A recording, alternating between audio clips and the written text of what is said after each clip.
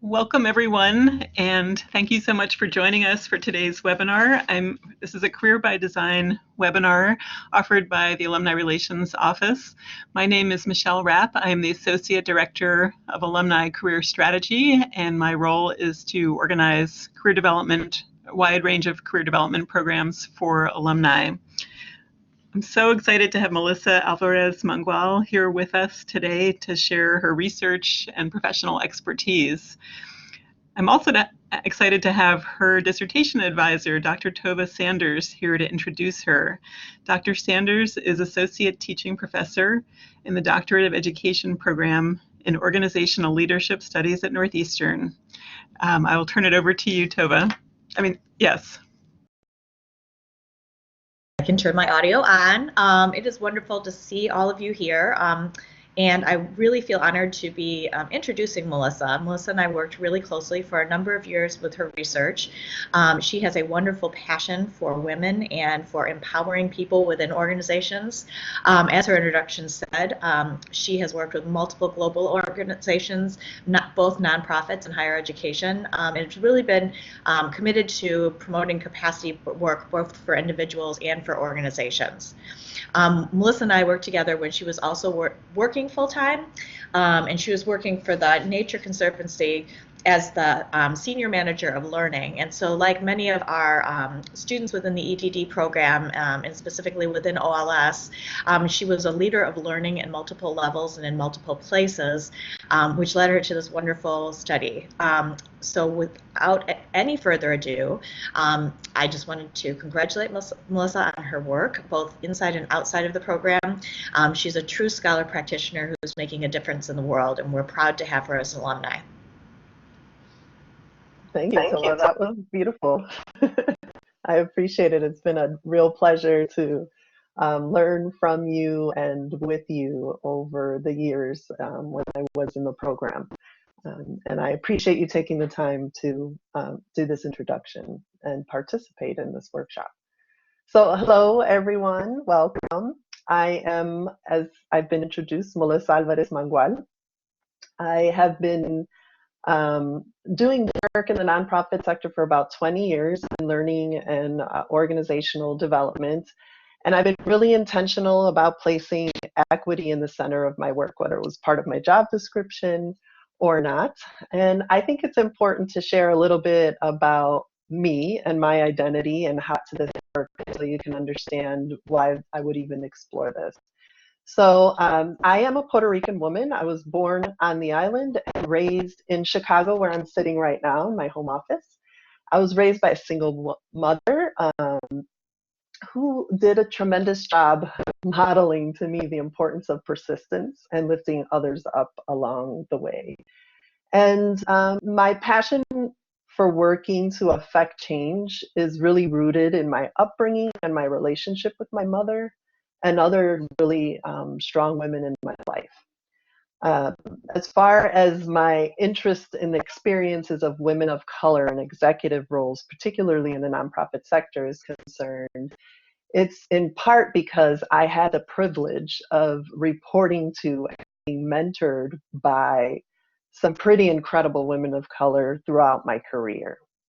And so as an aspiring nonprofit executive myself, I opted to examine some of the things that I was witnessing and hearing from my colleagues and my supervisors, as well as what I was seeing in the literature at the practitioner level, in magazines and conferences, and then digging into that a bit more as far as peer-reviewed journals and academic research.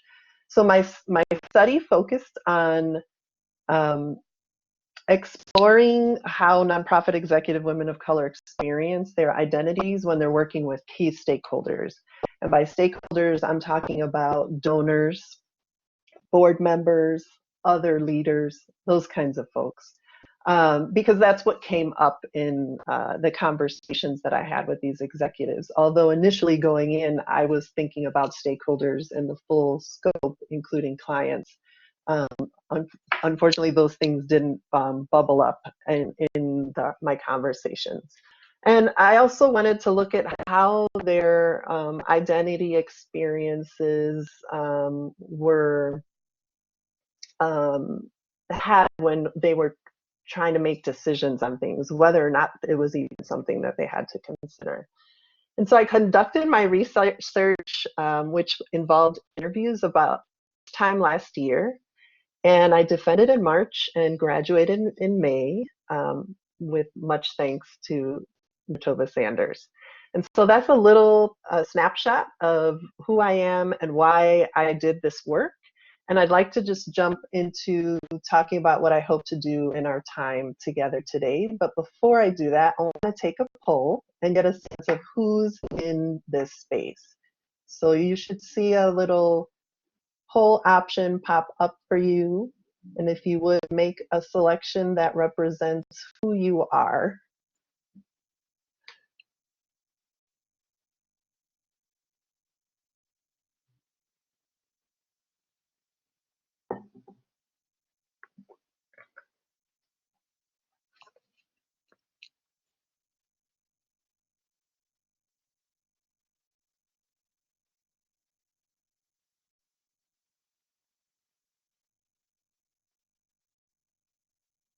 Okay, I'm going to show the responses. Hopefully you can see who's in the space with us. We have some allies in nonprofit leadership, a nonprofit leader that's really interested in equity. We've got a few of those. We have one aspiring nonprofit executive woman of color, welcome, and a few looks like 4 board members that are interested in equity, and folks who maybe don't identify as any of those but might be interested in the topic. So welcome. Thank you for joining us. All right. So what I'm going to do today is I'm going to share a really high-level overview of my research findings and the implications, and then you'll have opportunities throughout. I'm not going to talk at you nonstop. We'll have some breaks where you'll go into breakout rooms and talk with each other about some of the questions that I'll have posted on the screen. Hopefully the technology works for us. If it doesn't, then we'll just have you respond in the chat box. We want to try to make it as interactive as possible. And then I'll share some of the advice that the nonprofit executive women of color that I interviewed provided to folks who are aspiring non-executive women of color, and then we'll wrap. And in our wrap, I'd like for you to think about what a strategy might be that you'll employ to advance your own career within the nonprofits sector, or improve racial equity at the board or leadership level. So that's how we'll use our time together. And I can, oh, sorry, I got a message popped up here. So we'll move on. So I'd like to do a little level setting by sharing the state of leadership diversity in the nonprofit sector. Here you can see an infographic that will kind of visualize what it is that I'll share verbally. And that's that the nonprofit sector has been struggling with diversity and leadership for a while now. Although 75% of the nonprofit workforce are women, men actually hold about 60% of executive roles. And we know from a whole host of surveys and research that's been done that executive women of color are actually more likely to be found in the nonprofit sector. But 80% of nonprofit leaders are actually white men and women. So that means less than 2 of 10 leaders are a person of color, whether male or female. And with executive leadership of nonprofits and boards being predominantly white and male, women of color who do actually make it to the executive suite are likely the only or among the few people of color or even women in leadership. So by delving deeply into the experiences of executive women of color in the nonprofit sector, my study was designed with the hopes of uncovering some of the conditions that are vital for their success, being a bit more about how they manage their experience of identity, the ways they enact or utilize their diverse knowledge, perspective, and experiences when they're trying to achieve the organization's mission, and also how they manage relationships working with diverse stakeholders. For the academics out there, I did use intersectionality as my theoretical framework. I did so because it takes into account the central dimensions that you see here in the visual on your screen, which are identity, power dynamics, organizational systems, and practices and contexts. And I also used Holvino's 2010 model of simultaneity, which is an intersectional leadership theory that focuses on these very things. And it was important to me that I use a model that was developed by a woman of color that takes into account the complexity of with these various social identities that are often underrepresented in theory development, testing, and practice. So that's as much as I'll get into the technical part of the research. Here you can see the demographic characteristics of participants. I hope you can see it. It may look a little small here, but it's basically showing you who I interviewed. So 10 nonprofit executive women of color who represent a variety of sized organizations, most of which are mature organizations in 5 regions of the United States. And you can see that 7 were executive directors or chief executive officers. Then 3 were leading operations, talent, and strategy at the C-suite level. I had participants of a diverse background. So Black women, Latina, Native American, 1 queer, Asian, and 1 multiracial woman executive of nonprofits. Of the 10 nonprofits, only 3 of them actually serve specific cultural ethnic groups, and oftentimes people associate nonprofit executive women of colors with organizations that serve a population that's similar to their identity. So it's really important to me that I have a variety of women and leading various organizations. So I thought it was important to highlight that 7 of the 10 were leading organizations that were focused on specific causes and not specific people. And in this study, these names that you see here are pseudonyms in order to protect them and the organizations that they lead. So 4 themes emerged from my research, and you can see those here with 7 sub-themes. The first main theme was that for these women that I interviewed, their identity, or identities plural because they have more than one, are integral to who they are, how they lead, what they have to consider, even negotiate while leading. The second theme was that they're managing oppressive situations while leading, particularly in circumstances where the research participants were racially, ethnically, socioeconomically, and or gendered differently from their stakeholders. The third thing was that despite what a lot of the research that has been done on women leaders around risk taking, risk aversion, saying that most women are not really risk takers, these women that I spoke to are indeed risk takers that are hyper focused on advancing their organizations and its mission. And then the fourth theme was that as executives with positional power and decision-making privileges, they were particularly focused on leveraging that power to transform the organizations to be more diverse, inclusive, equitable, and just. And so I'd like to share just a few quotes that came from my conversations. And I'm going to invite, I think Michelle is going to Read the Read the first first one. one. I was going to, and I will. It's Tova.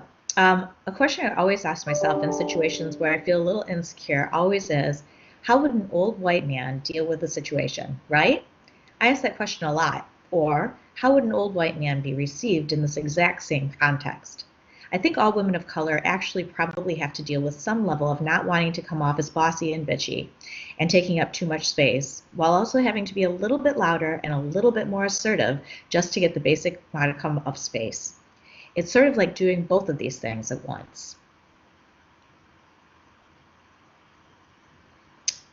I can do the next one as well. We're always, as Native nonprofits and as Native women, we're always dealing with those issues of cultural integrity and tribal sovereignty. We have constantly to be aware of and make our decisions in that context. We can't do anything that diminishes the sovereignty of our people or harm our cultural integrity. Thank you, Thank you, Tova. Tova. Very powerful, Melissa. Thanks.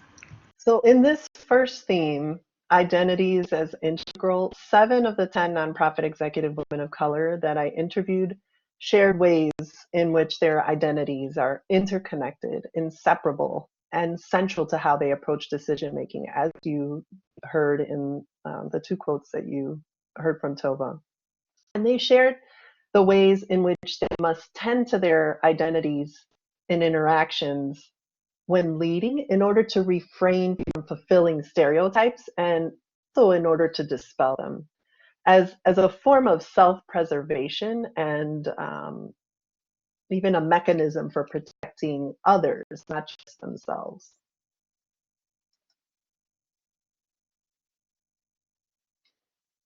This next quote, I believe Michelle's going to read the bolded part. Okay. More striking for me is when I go to fundraising meetings and when I'm with donors. That's really when the differences pop up. We went to lunch with a donor, a white Jewish man. The entire lunch, he did not look at me. Even when I would talk, he wouldn't look at me, only kept eye contact with her, or would answer me and not even look at me, look at her. She didn't even notice that he never broke eye contact with her, that he never included me into the conversation. That was an incredibly blatant sort of experience of, I'm not even going to honor you as a human being. I just felt like shit. Thank you for sharing that quote. So this quote is an example of Michaela, who's the CEO, experiencing the feeling of invisibility and pain with a donor. And this falls under the second overarching theme, which is managing oppressive situations while leading. This is not unique to Michaela. This is her specific story, but 9 of the 10 research participants that I spoke with discuss the ways in which they must manage oppressive situations while leading. And the situations range from painful experience with stakeholders who are indeed power brokers within the nonprofit that they've had experiences with their authority or decisions being openly challenged by people at various levels. And then they've also had to confront white supremacist and patriarchal type interactions, particularly with donors and then within organizational systems. So for this next piece, before we move into what the last 2 quotes, we'd like to test out the breakout function, and I'm hoping that we won't have audio issues. We'll try it out. If you have audio issues, please just like raise your hand or something, and I'll bring everybody back, and we'll just use the chat function to respond. So what I'd like you to do is think of a time when you've been in a leadership position where you, among other leaders or key stakeholders in a situation, where you felt invisible, interrogated, or dismissed. I want you to kind of return to that time frame and think about how that felt. Try to remember how you reacted, how you responded. And then if you could also think about what the outcomes of that situation were based on your reaction and response, and chat with one of your peers who is on this webinar. Now let's see if we can make this happen. Well, I'm just checking, should I unmute people or are we going to use the chat box? Yes, unmute people, please. Okay.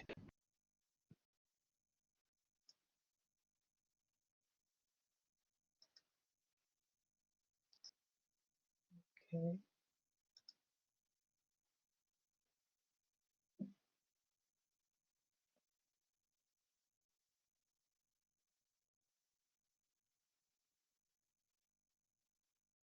Melissa, this is fantastic. I've never used the breakout function. This is really great. I've never used it in this tool, but I use it in Zoom all the time. You know what? We try to do this. Like, this is fabulous. This is fabulous. I just hope it worked. It sounds like it is. You're going to have to help me learn how to set it up, because when we do this as a faculty, we send out multiple links to like different rooms, and then it's a pain. It never fully works. This is really cool. Very cool. I'm trying to see if people are able to actually talk to each other. Hard to tell.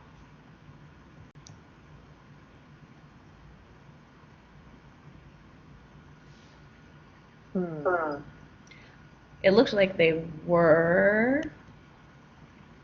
Wait, I saw hand is raised. Okay, bring us all back in. Okay.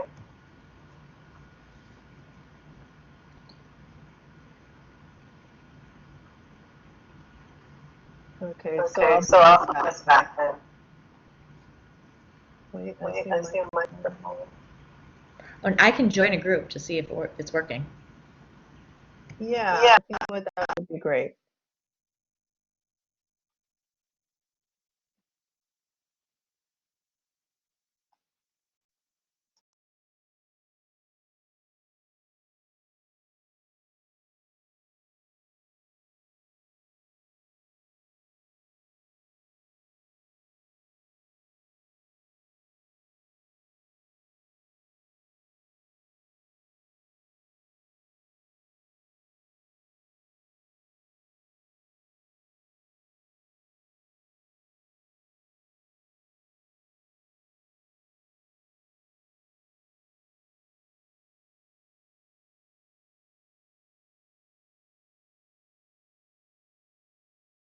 Of color. Oh.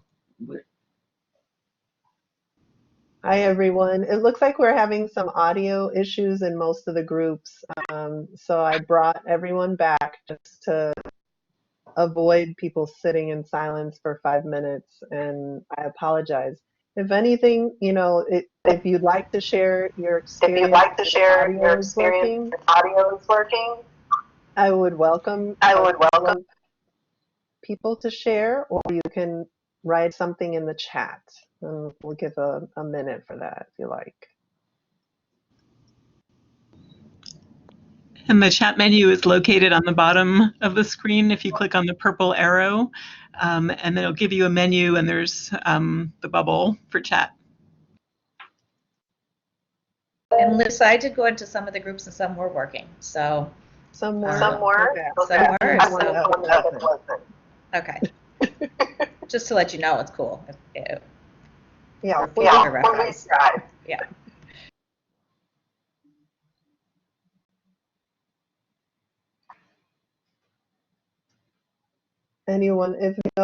anyone's interested in sharing, I would welcome that, and if not, we can move on.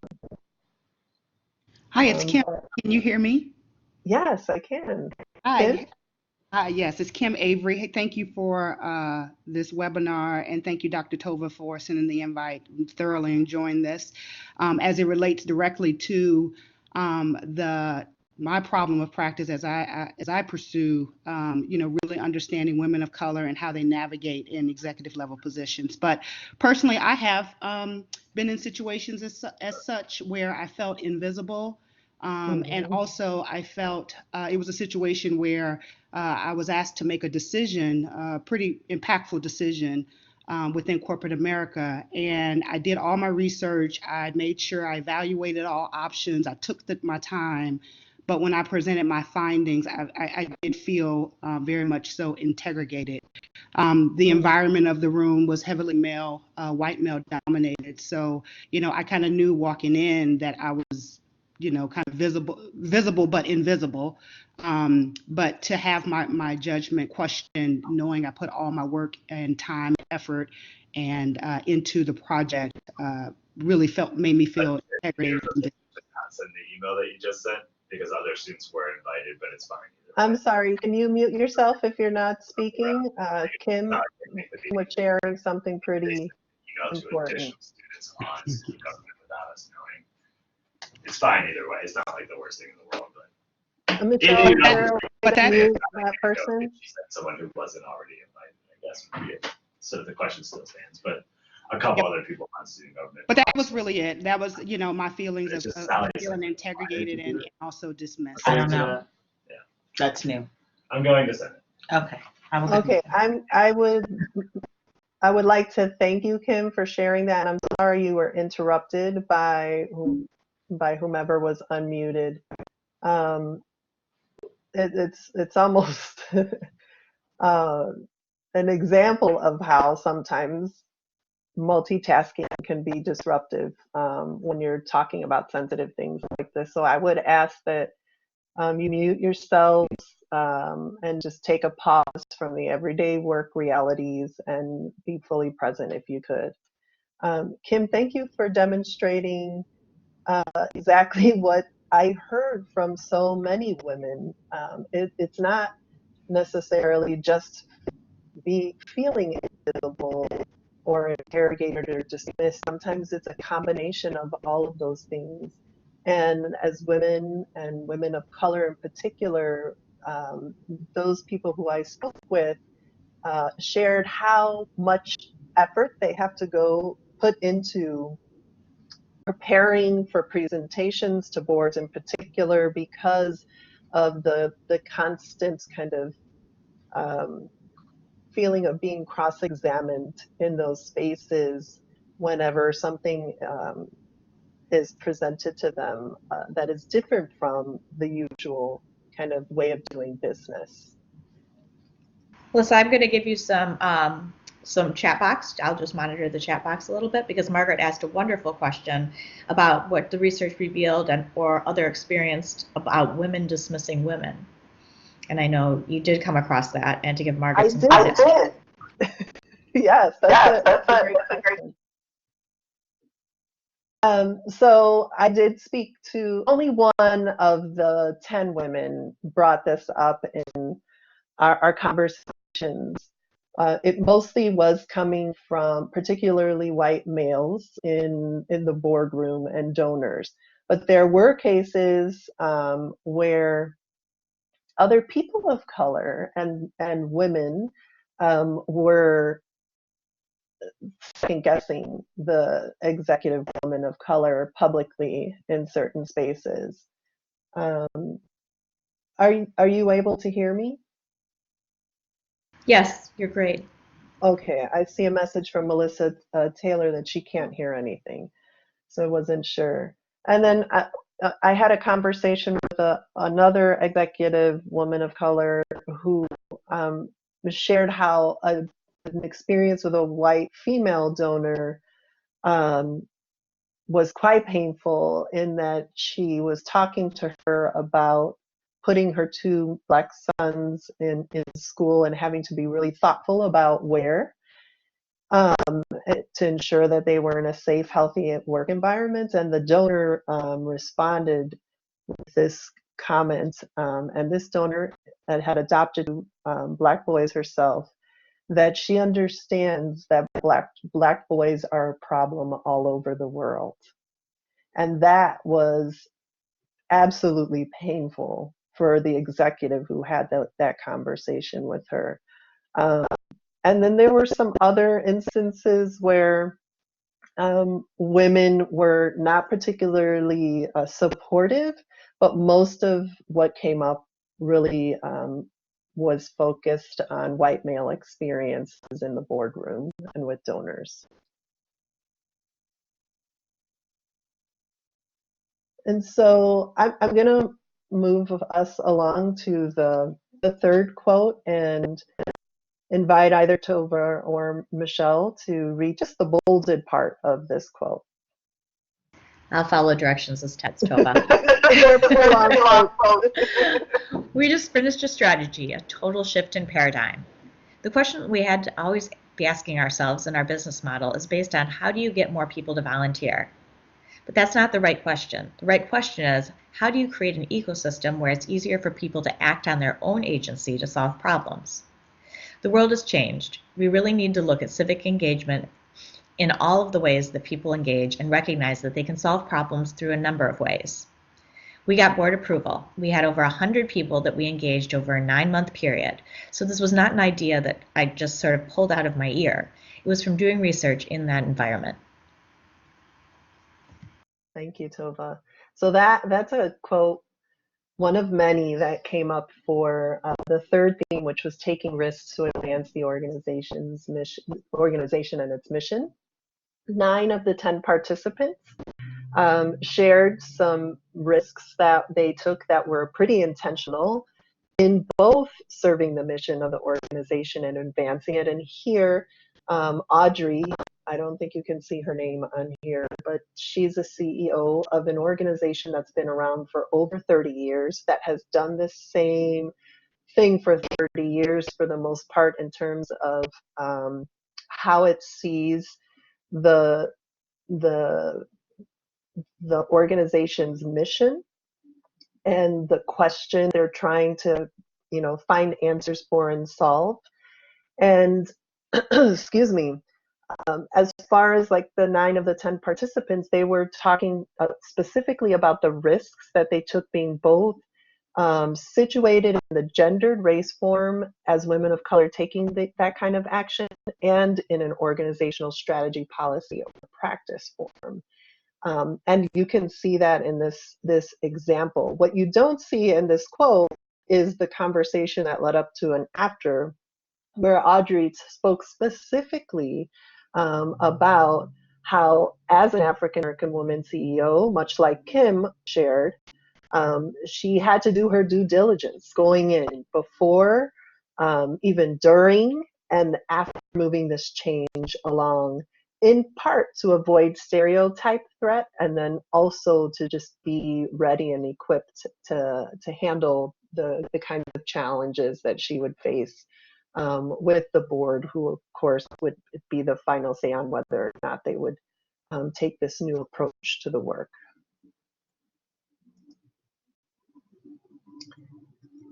The final quote I'll share is from Decision Making and Positional Power as Mechanisms for the Transforming the Organization theme. In this one, 8 of 10 participants discussed the inherent power that they have as an executive, simply in the title of being an executive and their role, to transform the organization, with the decision-making privileges they have in that role being really central to doing so.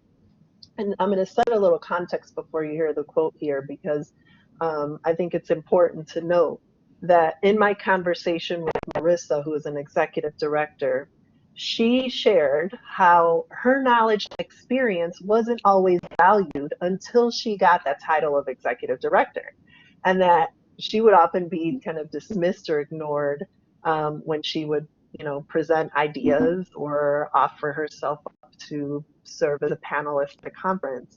But when her title changed, she instantly became a credible authority on diversity in her industry. And this quote that you're about to hear, she's sharing how she intentionally was working in her role to disrupt the problematic way of thinking and operating within her own organization and outside of it, because this situation is specific to a request to have her speak as a keynote for a major conference. So can we have I've got it. Um, you don't always need me. People who have power often take up the space in the room, but don't always have the expertise to which they are talking about. They essentially relegate everyone else to be in the periphery, for their voice not to be as heard or as noticed. I was thinking, how do I make things more equitable? Take some steps to make sure that I don't always have to be that person. There are others who are capable. So they start stepping into their own role and their own power. Others will see them that way. It will start almost a cycle.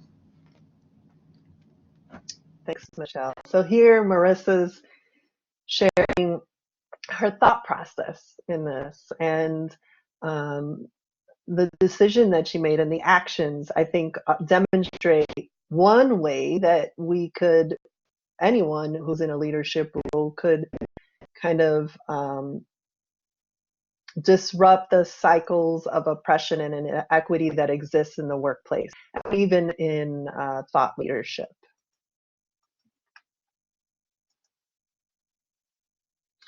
And I just want you to, we're not going to do the breakouts, but I would like you to just take a moment to reflect and think of a time when you've experienced someone ceding their power to you. It could be similar to what Marissa did in the previous quote, or it could be in some other form.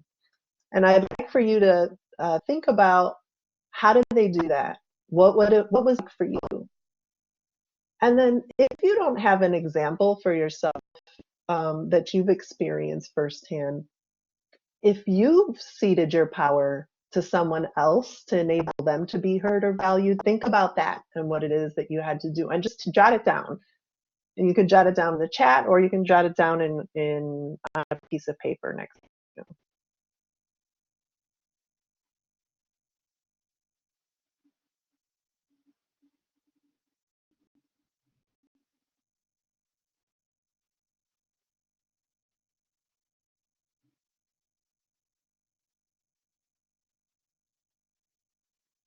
And just keep that in the back of your mind as we move on through this session.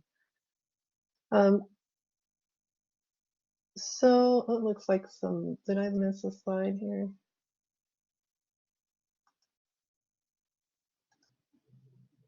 So just for a summary of the findings for you, you'll see them up here. I'm not going to say them again because I've talked it through it at various points.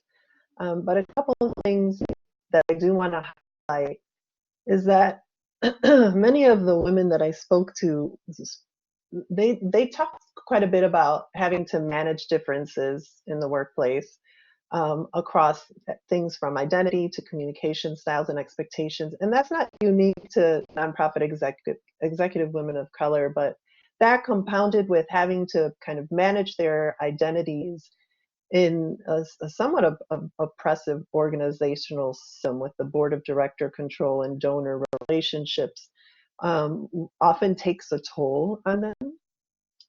And they also feel this extra pressure to lead with the utmost integrity and to dispel stereotypes, which we heard in the quotes and then even in Kim's sharing of her experience.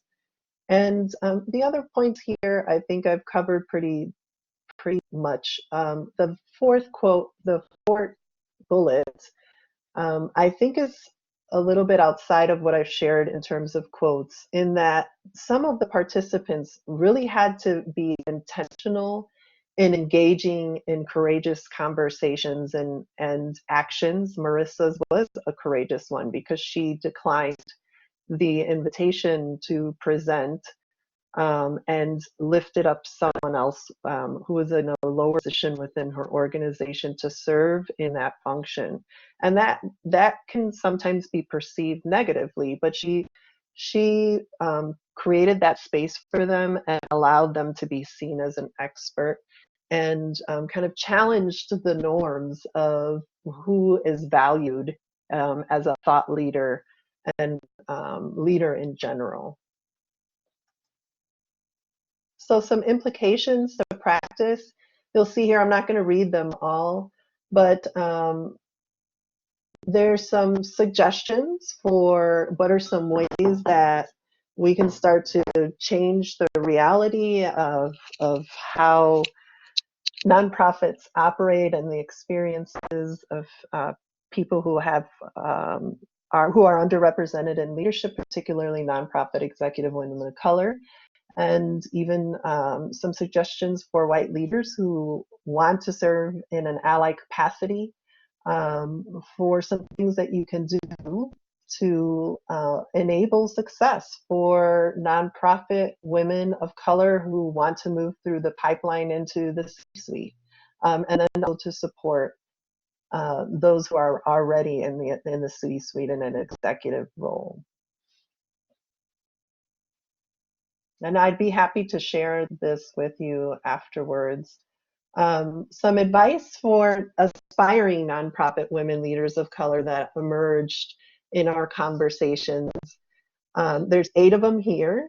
The number one, I would say, is the importance of getting on a board of directors. And I heard from several women that that served as a jumping off point for them in terms of being connected to people in positions of power who were well aware of opportunities that were presenting in the sector and outside of the sector and the for-profit.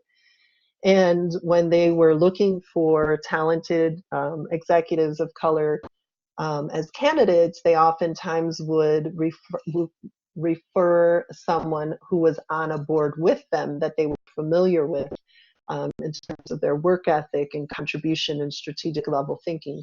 So while you may not be in an executive role yet, by getting on a board, you position yourself to be exposed to people who have power and influence that could enable you to move into such roles. The other was that it's really important to get experience, at least learn about it if you don't get experience in budget management, strategic planning, and fundraising. Many of the women that I spoke to didn't have those experiences going in, found that that was the place where they struggled a bit and had to do a lot of learning on the job. And for those who came from the for-profit sector, because they had experience with that, they were able to move into the roles much easier. And for those who were on boards of directors, oftentimes boards are required to do fundraising. And so they gained that fundraising experience, and that positioned them well to move into these executive roles. The other suggestion is to leverage corporate experience. Several of the women had corporate experience before moving into an executive role in the nonprofit sector. And they talk specifically about the value of that more so on the professional development opportunities that were presented to them in that sector. Oftentimes, the nonprofit sector doesn't have the resources to put its staff through a whole bunch of high quality professional development. And so several women suggested that you gain some experience in the corporate world and take advantage of the professional development opportunities there so that you're very well equipped to move into an executive role. They also suggested that you pursue something that you're really passionate about, the mission in particular. If you don't have the passion behind the mission, the likelihood of you being able to thrive in that space is slim to none, particularly if you're having to juggle these identity issues as a leader that emerged in this research. And then the 5th suggestion is, because you're authentic, and do so with confidence. Believe in yourself as capable and effective and operate that way in all that you do. Don't allow imposter syndrome to take over at any point, because people will see it and then you're, in addition to having to dispel stereotypes, now you're going to have to dispel that. The 6th suggestion is to prepare yourself to face the kinds of discrimination that you heard in some of the examples, but do so by, thinking about looking at some of the quotes in my dissertation and in various articles from women who have had these experiences, and think about, if this was the situation you were in, what might you say and start to kind of create your own action and response pool that you keep kind of in your back pocket, in the back of your head, so that when you're in those situations, you can get past that first emotional reaction that makes it very difficult to think clearly, and have some phrases, some commentary at the ready that will help to neutralize the situations and give you some space to collect your thoughts. They also suggested that you develop a personal advisory board. And this should be first. This is a point that was really driven home by several of the women, that it's important to have white men and women on your personal advisory board who are allies, who are working to be allies, have an interest in really supporting your growth, and also challenging you in a safe way, so that when you have issues, you're talking to other women of color who are in leadership roles, as well as white men and women who can give you some guidance that you can practice with your even response or your presentation with, and give you some insight as to how you might be coming off or interpretation of it, and you can work through those things together, so that you are ultimately taking care of yourself. Because if you don't have those people that you can turn to, your confidants in that personal advisory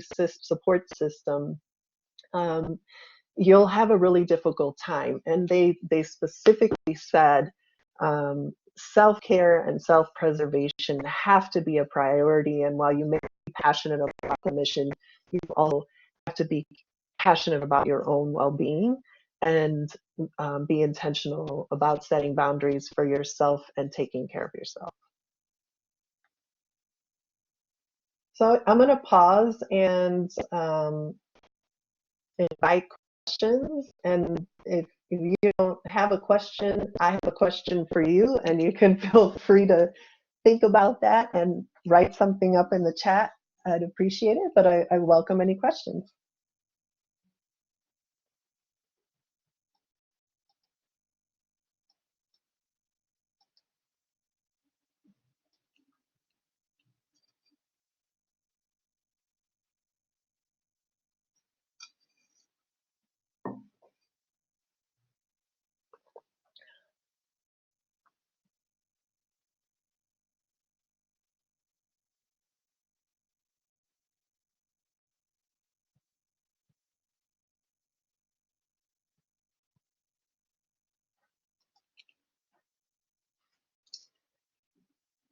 Thanks, Dr. Gorman. You can feel free to even make a comment or raise a question. I also, Melissa, would like to recognize Dr. Gorman as your second reader, who I know is also very engaged in this process as well. And Margaret, thank you very much for being a part of this as well. I think we were a great team. Yeah, so Dr. Gorman shares that is stating here that sharing power is really key to making a difference. Thank you. And that came up in all of my conversations. That was how people that I interviewed were leveraging their positional power by also sharing it with folks, and trying to take a different approach to leading than maybe their predecessor had.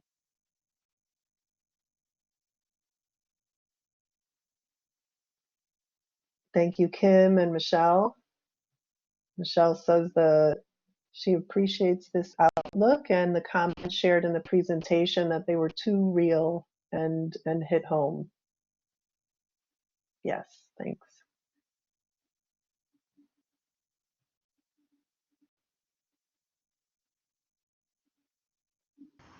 I just want to thank, it's Tova, I'm just going to thank the Alumni Affairs Office as well for offering this. I think one of the things that we have is a mutually committed group of alumni that are committed to sharing with one another. So as I was thinking of, Melissa, of your finding of creating a a board to support you. I think that's one of the things that you really get out of Northeastern's program. And I would continue to stay in touch, encourage you to stay in touch with faculty and with other students and those at the university, because I know we've really enjoyed having you here, and really do hope you stay in touch when you leave. Yes, thank And you. never leave. Come back, please. Come back. Melissa, any organizations that you recommend that have been helpful, like professional associations or other types of groups?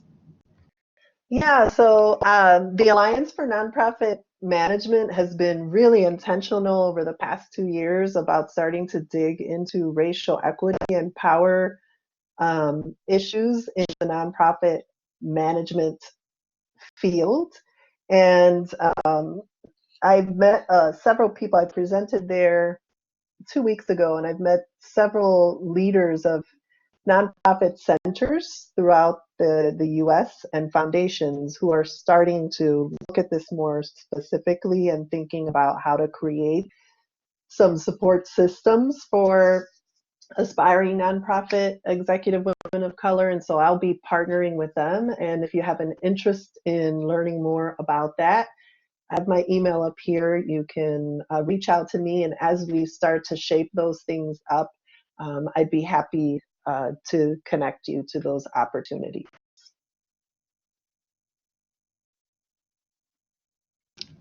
Wonderful.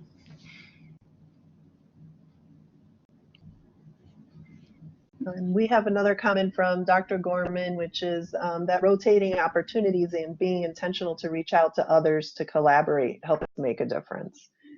Thanks for that.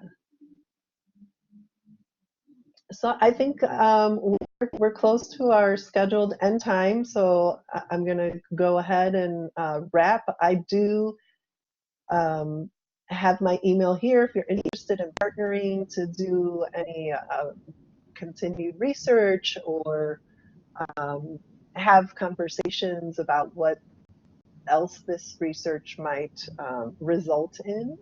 And I'm in the process of doing a coaching program, and I'm happy to offer up to 10 free coaching hours for anyone who is an aspiring nonprofit executive woman of color or a leader already in the nonprofit sector that's really interested in creating equitable workplaces and organizations. You can reach out to me and we can connect afterwards. Melissa, thank you so much. One, the work that you've done is so important and so interesting, and there's a depth of information here that's very eye-opening and informative. I also appreciate your taking the time out of weeks of travel and a super busy schedule to share this, and it's very clear and thought-provoking information. So I really appreciate that, and that's a very nice coaching offer as well. And I appreciate your sharing your expertise, and thank you, Tova, for joining us as well. And thank you to all the participants. We will have a recording of this that'll be made available, and continue to let me know about topics like this or others that may be of interest to you going forward. So we hope to see you at additional webinar programs as well. But thank you again, Melissa. This was really wonderful. Thank you, Michelle, for inviting me to do this. I appreciate it. And thank you all for joining. All right. Thank you, everyone.